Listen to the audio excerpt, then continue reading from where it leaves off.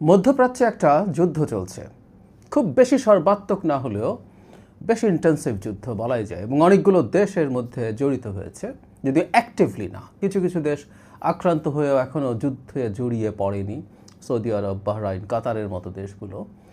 মূলত আমরা এর মধ্যে দেখেছি নিশ্চয়ই ইসরায়েল আর আমেরিকা ইরানকে আক্রমণ করছে, ইরান পাল্টা আক্রমণ ছড়িয়ে দিচ্ছে ইসরায়েল এবং এমন কতগুলো দেশে যেগুলোতে আমেরিকার ঘাঁটি আছে।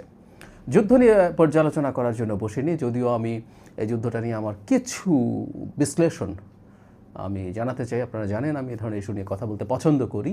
আমার এই চ্যানেলে তো বটে, আমার জাহেদস টেক অন জিও পলিটিক্সেও আমি এ ধরনের ইস্যু নিয়ে প্রচুর কথা বলেছি, যদিও আমি ঠিক জানি না সরকারের যে পজিশনে আছি সেখানে বসে অপিনিয়ন কতটুকু স্পষ্টভাবে দেওয়া যাবে। যাই হোক, আমি অন্য একটা ইস্যু নিয়ে একটু কথা বলতে চাই। আসলে এই যুদ্ধটার ইম্প্যাক্ট বাংলাদেশের অর্থনীতির উপরে কীভাবে পড়ছে এবং আমাদের আশু করণীয় কী। প্রথম আসলে এসে একটু বোঝা দরকার, এই যুদ্ধ কি অনেক বেশি দীর্ঘ হবে। মানে আমেরিকা যেভাবে বলছে তারা রেজিম চেঞ্জ করতে চায়, আয়াতুল্লাহ খামেনিকে মেরে ফেলার পর রেজিম চেঞ্জ হয়ে যাবে, সেটা তেমন কোনো লক্ষণ দেখা যাচ্ছে না। এবং এটা বলাই হয় যে এ ধরনের ঘটনার পরিপ্রেক্ষিতে বা প্রেক্ষাপটে গ্রাউন্ড অ্যাটাক ছাড়া আসলে সেটা সম্ভব হয়ে ওঠে না। সুতরাং আমেরিকা কি তার এই যে ঘোষণাটা আছে, ট্রাম্প যে ঘোষণা করেছেন যে তারা রেজিম চেঞ্জ চান, সেটা নিশ্চিত করার জন্য তারা গ্রাউন্ড অ্যাটাক করবেন, এ ধরনের সম্ভাবনা উড়িয়ে তারা দেননি দেখলাম সাম্প্রতিক সময়ে। কিন্তু এত দীর্ঘস্থায়ী বা দীর্ঘমেয়াদী একটা যুদ্ধে তারা ঢুকবেন কি না। যদি যুদ্ধ দীর্ঘস্থায়ী হয় তাহলে একরকম ইস্যু, আর যদি সেটা না হয়ে থাকে তাহলে আরেক রকম হিসাব।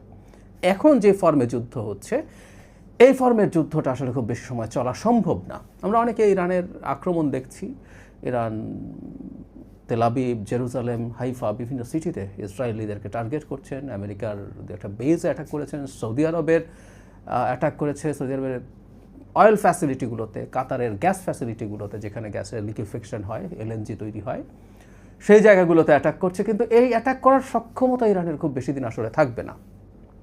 এর আগে ওই যে 12 দিনের যুদ্ধ হয়েছিল, যুদ্ধ না আসলে এগুলো এক ধরনের সংঘাত, কারণ কোনো দেশ যুদ্ধ ঘোষণা করেনি ইরান এবং ইসরায়েলের মধ্যে। তখনও বলা হতো এই কথা, তখন আমি নিজেও বলেছি যে এই যুদ্ধগুলো এক ধরনের সেলফ লিমিটিং, কারণ যে রেঞ্জের অস্ত্র দিয়ে, সেটা ড্রোন হোক, ব্যালিস্টিক মিসাইল হোক, দিয়ে এই যুদ্ধগুলো করতে হয়, সেগুলো স্টক পাইল খুব বেশি থাকে না। ইরানেরও এটা খুব বেশি নেই। তো ইরান এখন যতটা অ্যাটাক করতে পারছে, আস্তে আস্তে তার এই অ্যাটাকের সম্ভাবনা ধার কমতে থাকবে, এটাই নিয়ম। আবার একই সাথে যে পক্ষ আক্রমণ করছে, সেই ইরানের বিরুদ্ধে যে ডিফেন্স তাকে করতে হচ্ছে, সেটা খুব বেশি দিন সে করে যেতে পারে না। আমি অনেক দিন আগে একটা খুব ডিটেইলড আলোচনা করেছিলাম যে ধরনের প্রিমিটিভ অস্ত্র দিয়ে এখন, বিশেষ করে ড্রোন, ইরানের এই ড্রোন প্রযুক্তি খুবই ভালো। আমরা রাশাকে দেখেছি, ইভেন তার যখন নিজস্ব ক্যামিকাজের ড্রোনগুলো খুব এফেক্টিভ ছিল না, ল্যান্সেট তারা এনেছে, তার আগে ইরানের শাহেদ দিয়ে তারা ইউক্রেনকে অ্যাটাক করেছিল। সো ইরান নিজে এটা প্রচুর তৈরি করে, কিন্তু যেটা হয়, এটাকে যখন ঠেকাতে যাওয়া হয় তখন সবসময় তাই ইন্টারসেপ্ট করা হয় যে মিসাইলগুলো দিয়ে, সেগুলো সবসময় অনেক বেশি অ্যাকিউরেট হতে হয়, কারণ সে একেবারে পিন পয়েন্ট একটা টার্গেটে হিট করতে হয়। আর অন্যান্য ক্ষেত্রে একটা ব্যালিস্টিক মিসাইল বা একটা ড্রোন যদি হয়, সে তার একটা রেডিয়াসের মধ্যে, মোটামুটি টার্গেটের 50 ফিট রেডিয়াসে পড়লো, সেটাও খুবই বড় সাকসেসফুল অ্যাটাক হবে। কিন্তু এই কাজটাই আসলে ইন্টারসেপ্টারের ক্ষেত্রে সম্ভব না। সো এগুলো অনেক বেশি এক্সপেন্সিভ।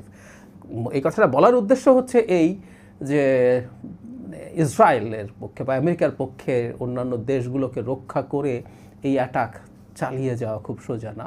শুধু সেটা না, আমেরিকা এখনও নিজে সম্ভবত শুধুমাত্র টমাহক মিসাইল দিয়ে অ্যাটাক করছে, এয়ার অ্যাটাক করছে মূলত ইসরায়েল। আমেরিকা কিছু এয়ার অ্যাটাক শুরু করেছে। আমেরিকার টমাহক মিসাইলের স্টক পাইল অনেক বেশি না। মানে মোদ্দা কথাটা যেটা, সেটা হচ্ছে এই যুদ্ধ এই ফর্মে চলতে থাকলে খুব বেশি দিন চলবে না, এবং ধারণা করা যায় এর চেয়ে খুব বেশি না চলারই কথা।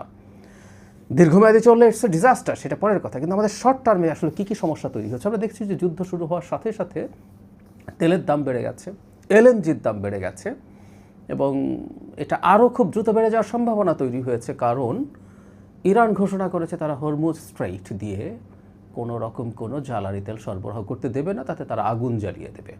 আমরা যারা জিও পলিটিক্সের বেসিকটা জানি, যে এগুলোকে চোক পয়েন্ট বলে, জিও পলিটিক্যাল বা স্ট্র্যাটেজিক চোক পয়েন্ট। বেশ কিছু দেশ থেকে এখানে এই ন্যারো স্ট্রেইটটা দিয়ে জাহাজ যায়, এবং ইরান চাইলে এটা বন্ধ করে দেওয়া আসলে কোনো ব্যাপারই না। এটা অ্যারাউন্ড 30 কিলোমিটার মতো ওয়াইডার, কিন্তু জাহাজ মুভ করতে পারে এই জায়গাটা 10-11 কিলোমিটারের বেশি না। সো এখানে ইরান খুব ইজিলি যে কোনো রকম কোনো ঘটনা ঘটিয়ে দিতে পারে। ফলে আমরা ধারণা করতেই পারি জ্বালানি তেল এবং তরলীকৃত যে গ্যাস সেটার দাম বাড়বে, এবং ঘটনাচক্রে আমরা কাতার থেকে গ্যাস অনেক বেশি কিনি, সেটার ফ্যাসিলিটি অ্যাটাক্ট হয়েছে, সেটার জাহাজ আসা নিয়ে সমস্যা হবে, নানান কিছু। সো আমরা ইমিডিয়েট যে বিপদটায় পড়ার সম্ভাবনা আছে সেটা হচ্ছে আমাদের জ্বালানি তেলের সংকট। আমাদের স্ট্র্যাটেজিক রিজার্ভ খুব বেশি না, বিশেষ করে ডিজেলের। পেট্রোল অকটেন ডিজেলের তুলনামূলকভাবে দ্বিগুণ আছে, কিন্তু ডিজেলই আসলে আমাদের অর্থনীতির লাইফলাইন। আমরা জানি যে ট্রাক বা বড় যানবাহনগুলো সেটা দিয়েই চলে। সো এই একটা ঝুঁকির জায়গা তৈরি হয়েছে, সেটা আমরা নিশ্চিত আমাদের সরকার অল্টারনেটিভ ব্যবস্থা করবেন, কিন্তু দাম তো বেড়ে যাচ্ছে। সো দাম যখন বাড়তে থাকবে, সরকারের দাম বাড়ানোর চাপ থাকবে, আর দাম না বাড়ালে ভর্তুকি দিতে হবে, এই পরিস্থিতি আছে। আরও বড় সংকট তৈরি করবে সম্ভাবনা আছে এলএনজির ক্ষেত্রে। আমরা এত বেশি ডিপেন্ডেন্ট হয়ে গেছি এলএনজির ওপর, এটা শেখ হাসিনার সময় আমাদের গ্যাস এক্সপ্লোরেশন না করার কারণে, এটার ভিত্তি করে একটা ধান্দাবাজি, আমি এগুলোকে ব্যবসা বলি না, ধান্দাবাজি তৈরি হয়েছিল শেখ হাসিনার ক্রোনিদের, সেটার মাসুল আমরা এখন এসে পড়বে খুব স্বাভাবিকভাবেই। সো এলএনজির দাম যদি অনেক বেড়ে যায়, আমাদের বিদ্যুৎ উৎপাদন করা, মানে বিদ্যুৎ আইদার আমরা যদি তেল দিয়ে করতে যাই, অথবা আমাদের অনেকগুলো প্রাইভেট বিদ্যুৎ কেন্দ্র আছে, আইপিপি যেগুলো আছে সেগুলো গ্যাস দিয়ে চলে, সেই গ্যাস দিয়ে চলে এলএনজির দাম যদি বেড়ে যায়, তাহলে বিদ্যুৎ উৎপাদনও খুবই কস্টলি হয়ে যাবে। সেই একই পুরনো ডিলেমা যে আমি প্রথম কথা হচ্ছে আমি যথেষ্ট পরিমাণে এলএনজি পাবো কি না, আমি যদি পাইও সেটা যে দামে কিনতে হবে, তাতে বিদ্যুৎ তৈরি করে কি পোষানো যাবে? আমরা কিছুদিন আগেই খেয়াল করেছি আমাদের বিদ্যুৎ মন্ত্রী এটা জানিয়েছেন, বিরাট অঙ্কের বকেয়া বাকি আছে এবং প্রায় দেউলিয়া একটা অবস্থার মধ্য দিয়ে আমাদের সরকার যাত্রা শুরু করেছে। শুধু তাই না, ডক্টর ইউনূসের সরকারও একটা লম্বা সময়ে পেমেন্ট বন্ধ করে রেখে দিয়েছিল। সো এই প্রেক্ষাপটে আমাদের সামনে গ্রীষ্মকাল এসে হাজির হচ্ছে। আমাদের গ্রীষ্মকাল যখন এসে হাজির হবে, অনেকগুলো মানে বিদ্যুতের চাহিদা তো হাউস হোল্ডে বাড়েও, এর সাথে সেচের ব্যাপার আছে, সব কিছু মিলে সিরিয়াস একটা চাপ তৈরি হবে, সম্ভাবনা আছে। খুবই দুর্ভাগ্যজনকভাবে এই সরকারের সময়ে, সরকার মাত্র তার যাত্রা শুরু করেছে, তার হানিমুন পিরিয়ডে এই ধরনের একটা সংকট এসে হাজির হয়েছে। আমি আশা করি আমাদের নাগরিকরা এই ব্যাপারটা একটু মাথায় রাখবেন এবং সরকারের প্রতি সহানুভূতিশীল থাকবেন, যে সরকারের দোষ না এটা, কিছু মিসম্যানেজমেন্ট, কিছু সংকট আমাদের সামনে হয়তো বা আসবে, আমি বলছি না চলেই আসবে, সেই সম্ভাবনা আছে। আমরা যেন একটু সতর্ক থাকি, আমরা যেন একটু মিতব্যয়ী হই। আমাদের অনেকের হয়তো বিদ্যুতের বিল হিসাব করতে হয় না, আমাদের যথেষ্ট আর্থিক সামর্থ্য আছে, তারপর আমরা যেন খানিকটা হলেও চেষ্টা করি, আমরা যেহেতু বাতি কম জ্বালিয়ে যদি সম্ভব হয় সেটা চেষ্টা করি। আমাদের এসির টেম্পারেচার যদি বাড়িয়ে রাখা সম্ভব হয় 24-25-এর দিকে, সেই চেষ্টা যেন নিজের জায়গা থেকে করি। আমাদের ভ্রমণের যদি খুব জরুরি কোনো প্রয়োজন না থাকে, কিছু ভ্রমণ যদি আমরা একটু কমানোর চেষ্টা করি, সেটা আমাদের এই জ্বালানির ওপরে চাপ কমাতে পারে। এই জিনিসগুলো আসলে একটু ইমিডিয়েটলি করা দরকার। এটা এই জায়গায় মিড টার্ম এবং লং টার্মেও ঝুঁকি আছে, সেটা হচ্ছে আমাদের রেমিটেন্স প্রবাহ।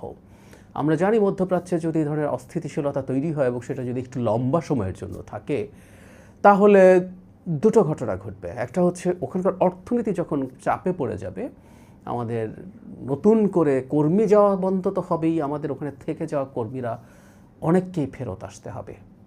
এর বাইরেও যেটা হতে পারে সেটা হচ্ছে যখন এ ধরনের সংকট হয়, তখন ওখান থেকে রেমিটেন্সের ফ্লো কমে যেতে পারে। গত কয়েক মাসও বেশ ভালো ফ্লো হচ্ছিল, কিন্তু সেটা কমে যাওয়ার ঝুঁকি আছে। সো এরকম একটা প্রেক্ষাপট আছে আমাদের সামনে, মানে আমাদের ফরেন কারেন্সি আর্নিং কমে যাবে, ওদিকে আমাদের আবার জ্বালানি কেনার জন্য ফরেন কারেন্সির ব্যবহার বেড়ে যাবে একই পরিমাণ জ্বালানি কেনার জন্য, কারণ এর মধ্যে জ্বালানির দাম বেড়ে গেছে।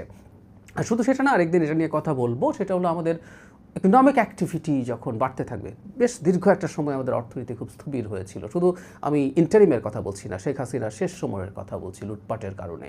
সো আমাদের ইকোনমিক অ্যাক্টিভিটি, একটা গণতান্ত্রিক সরকার এবং যে সরকারটা জনগণের জন্য কাজ করতে চায় বলে জনগণ বিশ্বাস করে, সেখানে ইনভেস্টমেন্ট বাড়বে এবং সেটাও জ্বালানির উপরে চাপ এমনিতেই তৈরি করার কথা ছিল।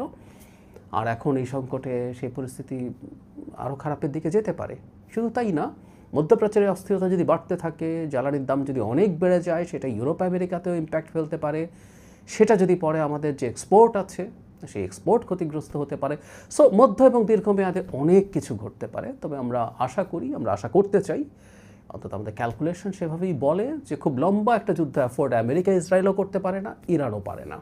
এটা শেষ হোক, দ্রুতই শেষ হোক, এটা সবার জন্যই ভালো হবে।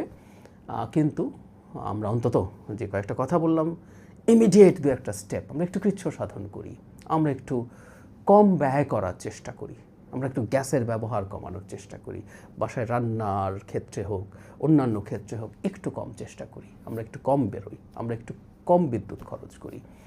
এটা যদি আমরা সামষ্টিকভাবে করতে পারি তাহলে এটা আমরা আমাদেরকেই আসলে সাহায্য করব, আমরা সরকারকেই সাহায্য করব। এই সরকার জনগণের ম্যান্ডেট প্রাপ্ত একটা সরকার, খুবই বড় ম্যান্ডেট প্রাপ্ত একটা সরকার। এই সরকার জনগণের জন্য কাজ করতে চায় এবং এই সরকার জনগণের ম্যান্ডেট নিয়েই আবারও ক্ষমতায় যেতে চায়। ইয়াস, প্রত্যেকটা সরকারই চাইবে যতবার সম্ভব জনগণের ভোটে নির্বাচিত হয়ে ক্ষমতায় যেতে, দায়িত্বে যেতে। সুতরাং যেহেতু জনগণের ম্যান্ডেটটাই সে আবার দায়িত্ব পেতে চায় দেশ শাসনের, দেশ পরিচালনার, তাই সে জনগণের জন্য কাজ করতে চাই। এই আস্থাটুকু যেন সরকারের উপর আমরা রাখি এবং সরকারকে সমর্থন করি। এই সরকারকে সমর্থন মানে আসলে নিজদেরকেও সমর্থন। সরকারের উপরে চাপ কম যদি হয় সেটা আমাদের জন্যই আখেরে ভালো হবে। আমি আশা করি আমাদের নাগরিকরা এই ব্যাপারটা নিশ্চয়ই বুঝবেন।